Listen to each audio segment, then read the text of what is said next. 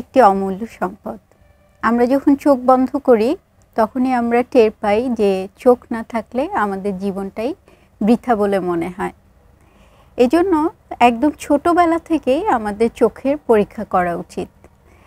যেসব বাচ্চারা প্রিম্যাচুর জন্ম নেয়, অর্থাৎ যাদের বয়স ২৮ সপ্তাহের আগে যারা জন্ম নেয় এবং লো বার্থ ওয়েট থাকে, তাদের ক্ষেত্রেও কিন্তু চোখের সমস্যা হতে পারে। সেক্ষেত্রে সেসব বাচ্চাদের ক্ষেত্রে পরীক্ষা করতে হবে। এছাড়াও যেসব বাচ্চারা দেখা যায় যে বেশি স্ক্রিন টাইম যারা বলছে যে আমি দূরে থেকে ভালো দেখতে পাচ্ছি না বা স্ক্রিনটা অনেক কাছে নিয়ে দেখছে, তাদের ক্ষেত্রেও কিন্তু সবসময় চোখের পরীক্ষা করতে হবে, কারণ এসব বাচ্চাদের ক্ষেত্রে কাছের জন্য চশমা লাগে।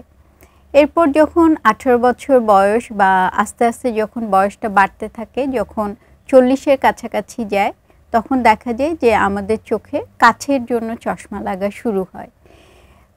সে সময় অবশ্যই চোখের পরীক্ষা করা উচিত এবং সেই সাথে দেখা যায় যে তখন আমাদের শরীরে বিভিন্ন ধরনের আদার অসুখগুলি ধরা পড়ে, যেমন ডায়াবেটিস, প্রেশার বা চোখ যেগুলি জেনেটিক অসুখ আছে সেগুলি ধরা পড়ে।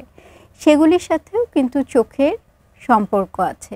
তো কারো যদি ডায়াবেটিস থাকে, প্রেশার থাকে, কারো যদি আদার কোনো সমস্যা থাকে, তাহলে 40 বছরের পর প্রতি বছর একবার করে চোখ পরীক্ষা করা উচিত।